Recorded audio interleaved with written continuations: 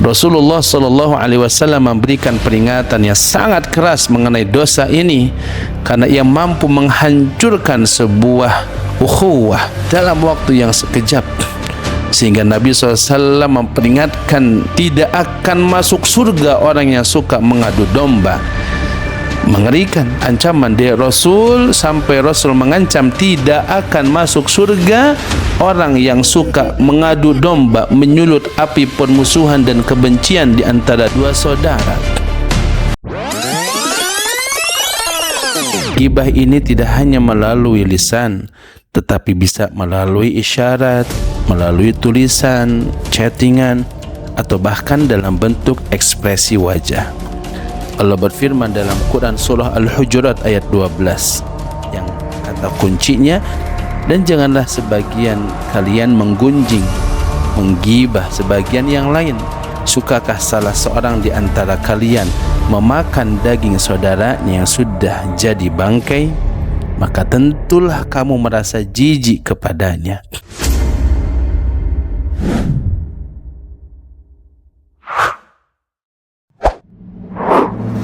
Sahabat jejak hijrah yang dimuliakan Allah, kita akan lanjut ke penyakit lisan berikutnya, detoks hati yang ke-8, yang merupakan saudara kandung dari ghibah, namun memiliki dampak kerusakan sosial yang jauh lebih destruktif. Apa itu? Namanya an-namimah, yaitu bermakna adu domba. An-namimah atau adu domba, apa dia an-namimah?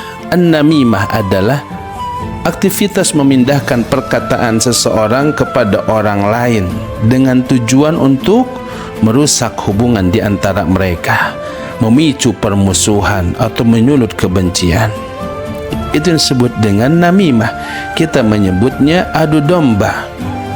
Membuat rusak hubungan di antara dua saudara, memicu permusuhan di antara dua saudara, menyulut kebencian di antara dua saudara. Apa bedanya dengan ghibah? Adapun ghibah adalah membicarakan aib di belakang orangnya, sedangkan namimah adalah membawa laporan dalam tanda kutip dari pihak A ke pihak B agar pihak B marah kepada pihak A atau sebaliknya. Orang yang melakukan adu domba atau namimah ini disebut namam.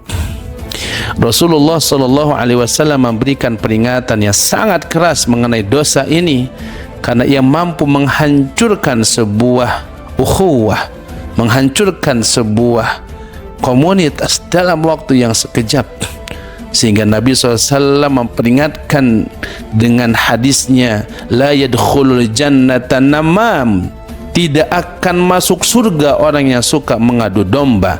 Hadis riwayat Imam Bukhari dan Muslim.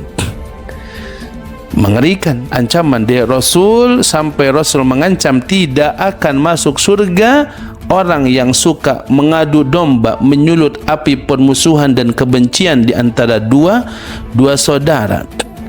Dan selain ancaman tidak masuk surga, dalam hadis yang lain disebutkan bahwa Rasulullah SAW pernah melewati dua kuburan yang penghuninya sedang disiksa. Innahuma la yu'adzaban, sesungguhnya kedua penghuni kubur ini sedang disiksa. Wa ma yu'adzabani bil kabir, dan keduanya tidak disiksa karena dosa besar. Lalu beliau menyatakan, amma ahaduhuma, adapun salah satu di antara penghuni kubur yang sedang disiksa ini adalah yamshi bin namimah, dia berjalan ke sana kemari sambil menyebarkan namimah atau adu domba. Hadis riwayat Imam Bukhari. Ini hadis membuktikan bahwa namimah adalah salah satu penyebab utama azab kubur. Al-Imam Al-Ghazali dalam kitab Ihya Ulumuddin memberikan panduan mendalam bagi kita. Jika ada seseorang datang membawakan berita miring tentang orang lain kepada kita, maka ada 6 langkah yang harus dilakukan agar kita tidak terjebak dalam dosa namimah. Yang pertama, jangan langsung percaya. Karena orang yang mengadu domba adalah orang fasik, dan persaksian orang fasik itu ditolak. Yang kedua, larang dan nasihati, katakan padanya bahwa perbuatannya adalah keburukan. Bila kita sudah melihat dengan pasti ini orang punya tujuan mengadu domba. Yang ketiga, bencilah perbuatannya karena Allah. Kita tidak membenci orangnya secara pribadi, tapi kita harus membenci perilaku dan perbuatannya ketika mengadu domba. Yang keempat, jangan mudah terprovokasi untuk berprasangka buruk. Jangan mudah membenarkan setiap berita tentang seseorang yang sedang disebutkan aib-aibnya. Yang kelima, jangan tajassus atau memata-matai. Jangan memata-matai dengan niat untuk menyelidiki kebenaran berita itu karena rasa penasaran yang negatif. Berikan uzur, berikan alasan untuk kita berbaik sangka kepada saudara kita. Yang keenam, jangan menceritakan kembali ucapan sang pengadu domba kepada orang lain, karena jika kita melakukannya, kita pun telah menjadi seorang namam atau tukang adu domba yang baru. Kesimpulannya, para ulama mengatakan bahwa sesungguhnya seorang tukang adu domba mampu merusak dalam 1 jam apa yang tidak bisa dirusak oleh tukang sihir dalam 1 bulan. Na'udzubillah.